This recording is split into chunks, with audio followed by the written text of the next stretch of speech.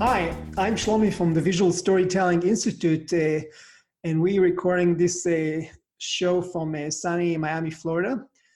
And the topic for today is very special. Typically, I bring experts from different disciplines of visual storytelling, from video, images, infographics, virtual reality, and whatnot. But today, I want to do something different and share with you the journey from the client perspective. So today I have a very special guest that I had the great honor to work with and collaborate with. And his story is something that really moved us in a big way.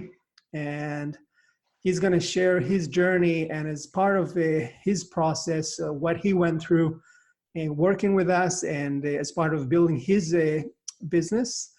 And this way you can get kind of a double benefit today, both understanding of how visual storytelling is actually implemented in practice, and also get real testimonial from a business that is making its first steps, making a community change.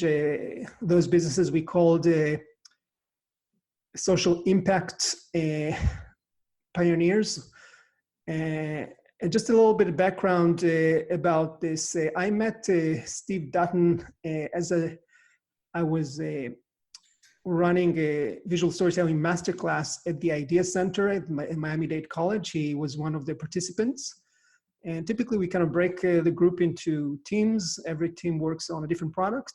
And at the end, we ask participants to share their output. So Steve's team picked to focus on his story, on his movement. And the story that you're going to hear today is going to blow you away, because we were blown away completely when we heard it the first time. And that's what really started our collaboration today. So with that, I would like to welcome Steve Dutton to the Visual Storytelling Today show. Welcome, Steve. Thank you, Shlomi.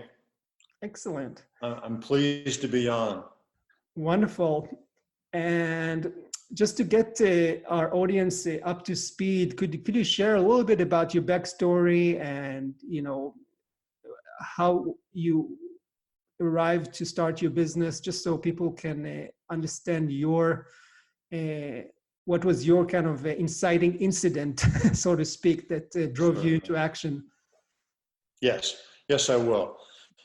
Shlomi, I moved to Miami from Texas, from Dallas-Fort Worth in 2013. I was retired, married, my same-sex partner and husband, and I retired the same day. And following a cruise around the world for 4 months, we moved into our new home here in downtown Miami. Really excited. The next 3 years were spent mostly traveling. I'd say 7 or 8 months of the year, we were on a cruise ship somewhere in the world, whether it was Antarctica or Asia or wherever, enjoying our retirement. Well, one morning, because when we were home, each having dogs, we would take our dogs for a walk, and it ended up where we were having coffee in front of a restaurant in downtown Miami. Imagine this, 8 o'clock in the morning, we're sipping coffee, and we see this man across the street clearly in distress, screaming in obscenities at everyone who's walking by, as he was aggressively panhandling for money. And after a few minutes, Tom and I agreed we needed to do something. We needed to report this because he clearly was in distress. We wanted to help, if nothing else, but we wanted to provide a safer situation and not a worsening situation in downtown. Yeah. So I took a photograph, tried to be discreet with my cell phone. And right. If you've ever done that, you know how hard it is, especially with palm trees as your landscaping in downtown Miami. It's kind of hard to hide. As I took the photograph, he saw me and he came across the street to attack us. And he picked the smaller of the two of us, my husband, and he shoved him as he ran into him. Oh, wow.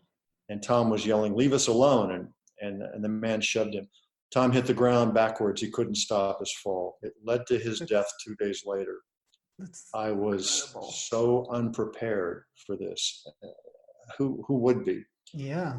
And after coming out of grief and anger, frankly, at the city, why was the circumstance such that this could have happened? It led to several months of looking at what was being done to provide services for the homeless, the unsheltered on the streets. And within the next year, frankly, I was volunteering at the Homeless Trust, which is our major entity that funds services for the homeless. I'd gotten to know people at the city, at the county, and whatever. And among the gaps that I saw that were leading to a worsening situation with more and more people being unsheltered and remaining on the street was the fact that our outreach, the technology they were using was an old technology. It was a hotline card asking people, in this case, persons on the street, to call a number. Well, the reality of that today is that it's not an effective way to begin outreach. And so with technology advancing as quickly as it has, I conceived of a better way. And so it led to my creating an organization called Avenue 3 Miami. And there are 3 specific goals of this organization. One is to take the 2-block street that is right outside our home, which is where, in fact, the attack happened, at the corner of that 2-block street and a major street that we had been on that morning having coffee, and transform that, make it a more pedestrian-friendly, a much more of a destination street. So this is what you call like a streetscaping, right? Approach. Streetscape is a more technical term that I've learned to kind of mirror landscape, right? If you take any street that has street parking and whatever, envision that street without the cars parked there. You immediately see the opportunity of creating a better sidewalk appearance, creating tables and chairs, seating areas for pedestrians. It's a 2-block street. It's one way. It can't be closed because it is used early in the morning for delivery, for garbage pickup, for that type of thing. Yep. So let's share it, but let's emphasize the use by pedestrians to create a greater destination feel. It's almost like Giralda Street, right? In Coral Gables? In Coral Gables, we have Giralda Plaza, which has done an amazing transformation. And in Miami Beach, there's Espanola Way, which was a similar street of 4 blocks that they transformed. The problem in both of those instances was they took 2 years to construct them. The businesses lost lots of money. So we're finding ways to do this organically, easily, without closing the street. Got it. But the number one concern people express in businesses there are too many people on the street unserved. And so Avenue 3 created a second and a third objective. The second is to find a better way to modernize the outreach to make certain that people that are on the streets are being responded to promptly, and hopefully with service offers that would be more attractive to them than to just remain on the street, even though our weather is so beautiful here in Miami. Right.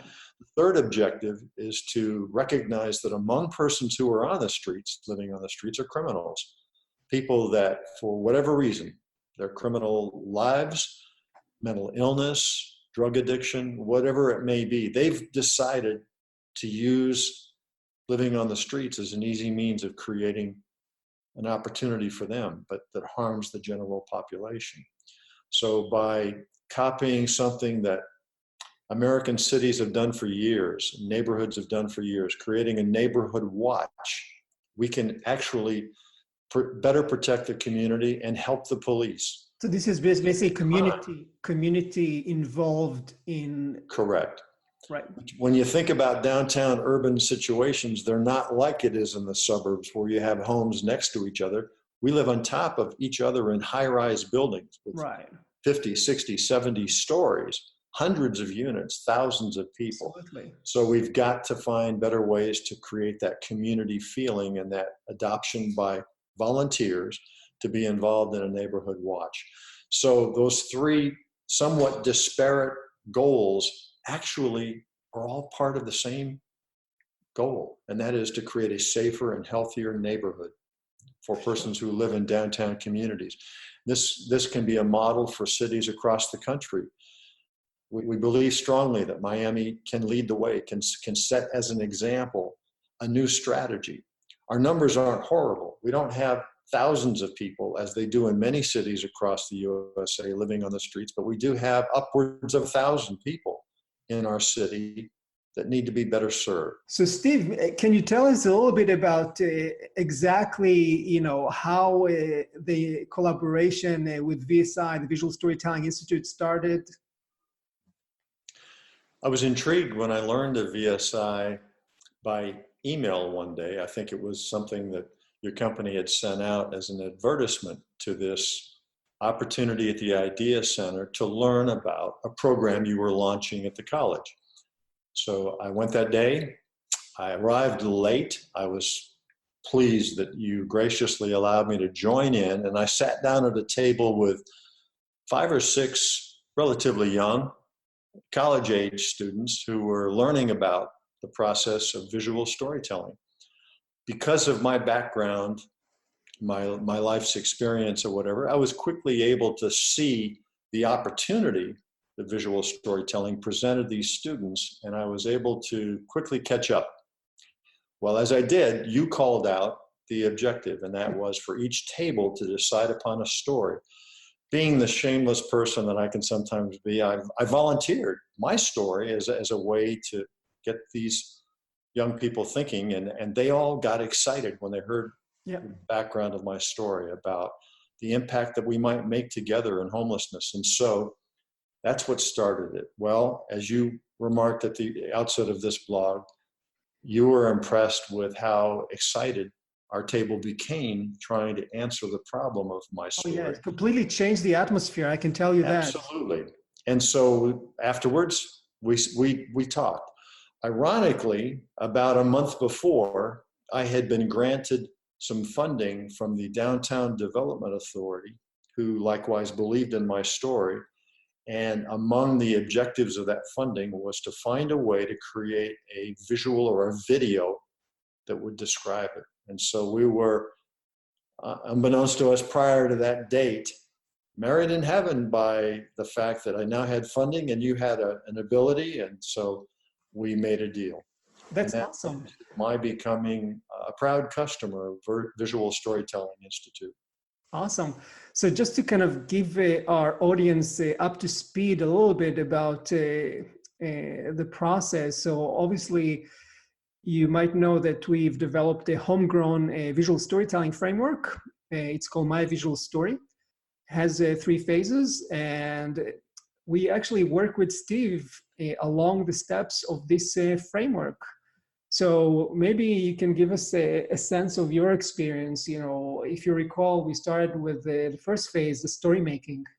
Yeah, I recall, and again, having sat with these students to learn the process a little bit at that first night we met, I understood it almost immediately, because I recognized that in any story that you want to tell, there has to be, there's several things at play: a beginning, a middle, and end. You want to be certain that your story ends with a call to action or a result that you really are after.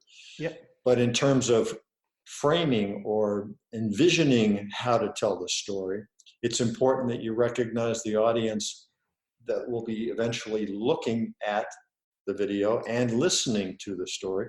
Yep. That we all have different needs. We all have different objectives. And so you called upon us to develop a strategy for each persona. And persona is such a universal term. It can refer to individuals. It can refer to people in different lines of work. Yep.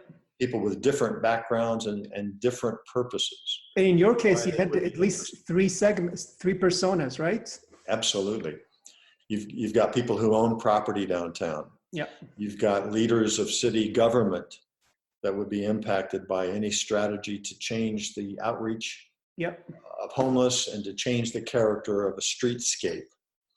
And you've got the people who live or work in that vicinity. So you want to think in terms of how do you tell your story to meet the objectives of these disparate, in some respects, personas, but Yeah, Yeah, absolutely. absolutely. And what we keep saying, and some of the message we shared with Steve is basically that he needs to treat his business story almost like a mirror. And a mirror, one of its great qualities is the ability to reflect the, the image of the person that looks at it. So in this case, Steve had three personas looking at his in his mirror, and our objective with Steve was to be able to authentically reflect back what they are trying to achieve, so they could see benefits in helping and supporting Avenue 3 Miami. Because at the end of the day, really what's important here is that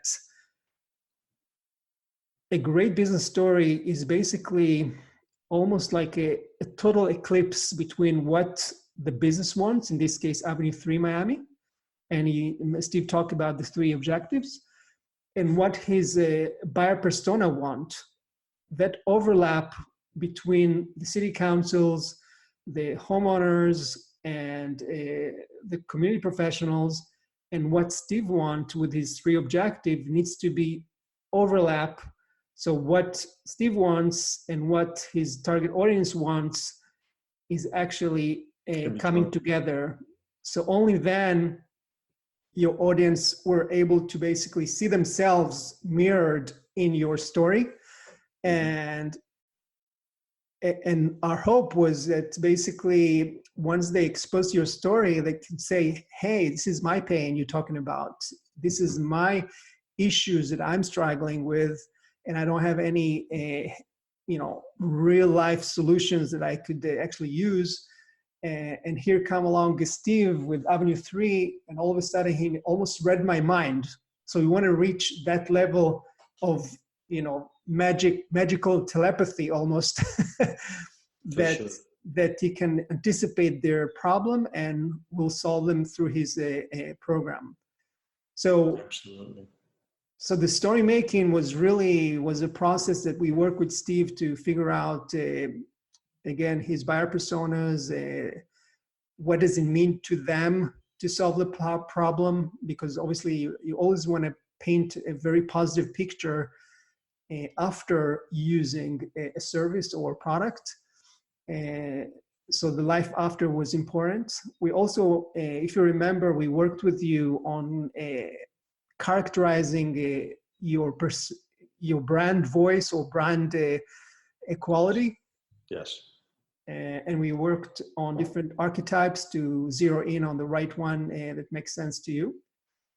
And tell us a little bit, maybe once we've nailed down the business narrative, how the story visualizing, that's our next phase in our framework, work for you. It was a real pleasure to work with Ville, the filmmaker, actually, and Daniela, I believe. Daniela, yep. Say it again. Daniela. Yeah, and to work with Daniela, who was amazing. They came to my place of business, and in one take, we were able to film the footage, the B-roll, if you will, that was used in crafting the ultimate video. And I'm pleased. I'm pleased with how it turned out. It was simple for me because Daniela had questions to ask me, as you're doing now, and I was able to answer them truthfully, and I was able to answer them with the emotion that I felt by the subject of those questions. And it was captured on the film. Ville is amazing. He was able to piece together an edit and create a visual storytelling of the birth and the activation and hopefully the success that will come from Avenue 3 Miami. No, absolutely. And what I really liked is the fact that you were eloquent, we all know that, but you were able to really convey a lot of emotions while you were telling the story. And I think that's something that, forget about the mission, about what you're trying to do. Most of the important elements in visual storytelling is being able to connect heart to heart, through emotions. And I think that story, and at least the fact that you are the protagonist and you were able to convey those, strong emotions, as you said, from despair, the lowest point in your life, and how you were able to turn it around and make it to something bigger and larger for the benefit of the community. That's incredible. I think that transformation that you shared in that video is incredible, and I think it really shows. Thank you. We were able to premiere the video at a major luxury theater in downtown just a few weeks ago as part of a film festival that was ongoing. Yep. They saw a trailer that was also made from the footage and were inspired enough to say to me that they wanted to include it as one of the new films that they were premiering as part of their film festival. And while the audience was relatively small, I'd say 40, 50 people, Yep. It was a standing ovation.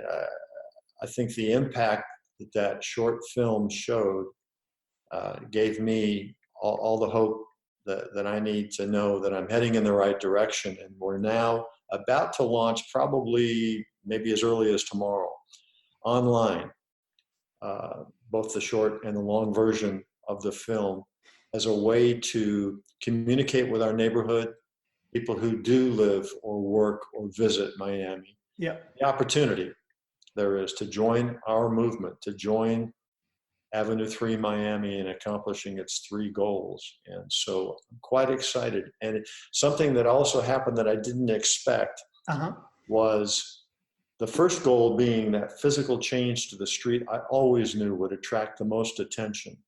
The second and third objectives, though, I was quietly working behind the scenes on launching, and many of the people that are already so interested and haven't seen the film yet, I think it's going to really magnify the importance of meeting those 2 objectives. And I'm happy to say all 3 objectives are proceeding full steam ahead, very quickly. And so it's pretty amazing what comes out of, again, not only telling a story, but understanding the importance of all the different personas, understanding why it is that you want to take time to anticipate the reaction of those personas, because whether it's just in the film or whether it's in your own personal advancement of the mission, it's important. And so having that training has helped me beyond what I ever expected. Yeah, and I think what I mostly like about your story is that it's the fact that it's really capturing the sense that your story could have happened to anybody. Absolutely. It's just something that people don't take into account. People every day pass the street, they pass by those homeless people, and it just happened so tragically. It happened to you, but I think that the big moral or the big message of your story is that A, it could happen to anybody, and 2, you can do something about it. Yes. You have the power. So most people think, when they come across challenges that has to do with City Hall and other, city officials, that it's kind of going to be a mess. A lot of bureaucracy is going to take a lot of red tape and whatnot. But I think you are the walking proof that, yes, it's hard, but you can really make a difference. And you have to be patient. Yep. You have to, I recall the Ben Franklin statement, when you're driven by passion, let reason hold the reins. And it's so important that you recognize that, yes, reasons and strategic steps have to be taken. The time frame is not ours. The time frame is the circumstance that you're confronted with. And so it takes time. Right. And just a few words about the third phase of our framework, the storytelling. You briefly mentioned that tomorrow, the actual promotion is going to start. So for the folks listening or watching, the storytelling phase, it's our third phase in our framework. And it's all about, we call it where the rubber meets the road. once you created your business narrative, you have a fantastic, engaging visual story in the form of a video or image, infographic, whatever visual format you decide. Now it's time to communicate those visual stories across channels and stages of the buyer's journey. So maybe you can say a few words about that process. Absolutely. Avenue 3 Miami is blessed that we've engaged and met with so many wonderful people in Miami, and among them, the founder and CEO of Unlimited Marketing, who has volunteered to help us develop an online presence, continued social media ability using Instagram, Facebook, Twitter, whatever. Right. And this has enabled us, the partners of Unlimited Marketing working together with VSI, Visual Storytelling Institute, have helped craft the launch of the promotion, not only of the long and short version of the video, but also the story itself and the three goals of our organization. And so I'm really pleased. Again, it starts with structure, it starts with a plan, it starts, as we all know, and how difficult that is to sometimes accomplish. But with the workbook approach that your company has shared with me, with the willingness and the flexibility of our various partners to recognize the value of that training, I'm really pleased. It's all in the proof. The proof is the pudding. You know, it's the result, and that's only starting. But it's already so remarkable that I've got great confidence in the ultimate success of our organizations. No, absolutely. Thank you. And along the way, I know that you already launched a few successful visual storytelling initiatives on your own. So maybe you can tell us a little bit about your street fair experience. We had an amazing event this past fall called Taste of Avenue 3. It was a pretty simple idea. We had 12 restaurants on this 2-block street. Why not join them in an effort to demonstrate the diverse cuisine that's available on our street? Restaurants, mom and pop shops, all of them, right, representing places from all over the world. And so with the help of volunteers and an organization called Street Plans, who is an urban design company, we were able to put together in a 4-day activation a tremendous event. It started with getting agreement from the city under permit to remove the parking of cars on that 2-block street so that we truly had a big palette to work with. Nice. We picked the design and the colors, and we actually painted the parking lanes on both sides of the street for the ultimate event. Over those 4 days of activation, we had 50 volunteers actually in the street, roller painting in beautiful colors, and it turned out beautiful. We secured the use of about, I think it was 25 picnic tables. We lined them up end to end. We, with somebody with a real creative eye, were able to dress them up, and with table flowers and presentation, it looked like an amazing, beautiful long table. We were able to add some temporary lighting in. We booked entertainment, so we had music of the night of the event. We had programming. We had an MC. It was a lot of fun. On October 20, last fall, we attracted almost 700 people who live and work and visit downtown to join us in an event that was a small cost. I think I used Eventbrite, and I think the tickets were, if they were bought ahead of time, they were only $10. And the night of the event, we charged $15 in cash to participate, to get a taste from all these different restaurants. Right. The entertainment, the dancing, with all the fun we had, it was amazing. And we will continue to do programming on Avenue 3 as we're organically activating physical changes, which will change the nature of the street, hopefully for a long time. But it's, no, I think who's done this kind of work knows it's a lot of work and volunteers and whatever. But again, having the ability to coordinate this all the while creating our story in a visual sense, it's been a great experience.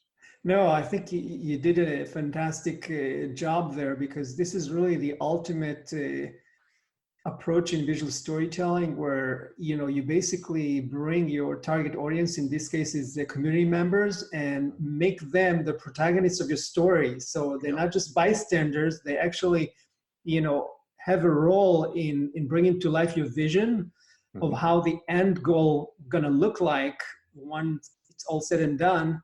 But to do it Absolutely. for a nice interesting event that keeps them talking about your mission and seeing for themselves, firsthand what it could be. And then it's much easier to get people, support you on other initiatives from volunteer and whatnot. Absolutely. We've Yeah. now set up 4 standing committees.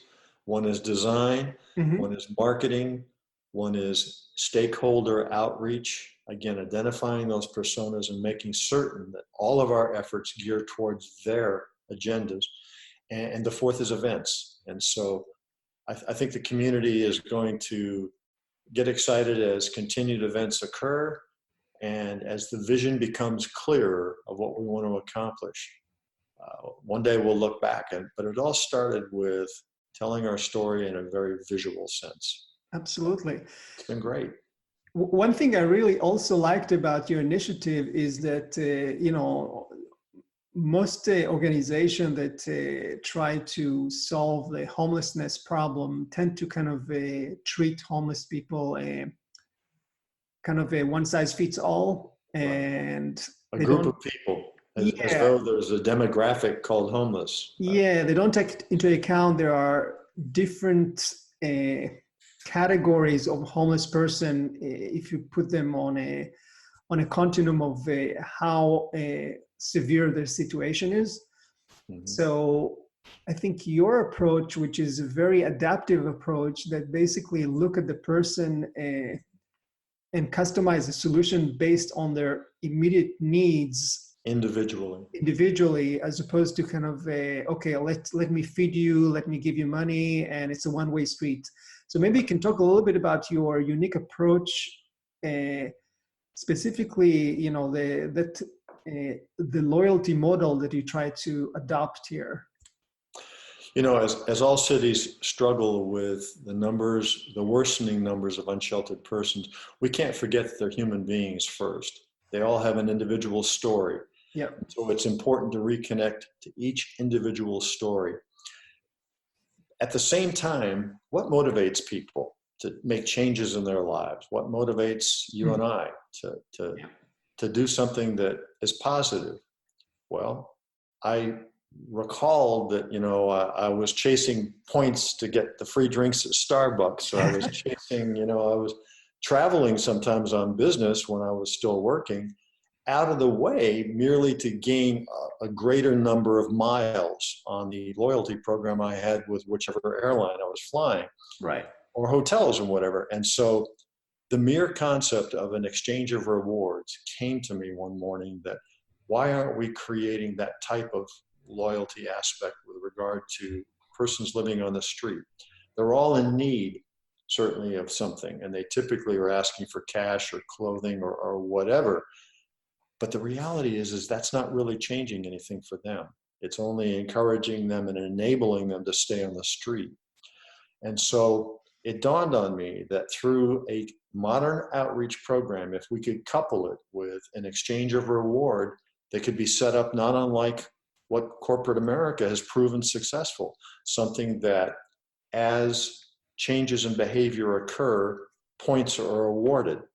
And so That's it's so mushroomed genius. now into something amazing. It's quickly been adopted, and it's quickly going to result in an ability for persons on the street to take charge of their lives again by changing behavior in small ways, accumulate points that can be exchanged for rewards. Might be transportation, Yeah. might be the ability to go to stores and buy the clothes they'd like to buy, as opposed to just going to the shelter and getting a hand-me-down. Right. It might be picking the meal that they want to have. Many of them know that the importance of healthy food versus potato chips, which is Yeah. oftentimes the only result that they can afford. Absolutely. And so coupling it with that type of reward and also making it a community-wide response through Outreach Grid, which is the application we're intending to use in our pilot program. We're quite excited. That's awesome. Aspect of change. That's fantastic. No, I think this is a very smart move, and it's kind of redefine the relationship between officials and social workers and the homeless person. So this is fantastic. So just to close, do you have any kind of your best 3 tips for other people watching and listening to this show now that are about to start their own nonprofit organization? And what would you, based on your experience? I do. Those 3 steps. Number 1 certainly is to never lose the passion that you have that has caused you to want to be involved in something that is going to create change, positive change. Don't lose that passion. You're going to rely upon that on the roller coaster of life as things unfold. Number 2, don't under or discount the fact that using a workbook approach like Visual Storytelling Institute promotes as a way to ensure that the telling of your story, the impact that will result from your story is maximized. And number 3, as I said before, Ben Franklin said it well, when passion is your driver, reason must hold the reins. Let reason be the reins that you hold on to. You've got to always focus on the reasons for every step you take in advancing your cause and be patient. Be patient. The time is not, you're not in control of how quickly things will be able to result. But if you're persistent, you will change the situation you're trying to, and it will advance a more positive world. That's awesome. Couldn't close with more optimistic words. So I'd like to thank you so much for your time today. It's been an amazing journey, and I'm sure we're going to collaborate in the future. And for the folks that would like to learn more about you, or if they have any questions, how can they contact you? Real simple. If you merely Google or use your browser to go to avenue3miami.org, O-R-G, you'll be led to our website, a beautiful site developed by Unlimited Marketing. And you will be linked thereby to the films that Visual Storytelling Institute helped create. And you can sign up if you'd like to be involved. It's all about making this a community-led effort. Thank you. Thank you so much for being with us today. And I hope to see everybody next time. Thank you, everybody. Thank you.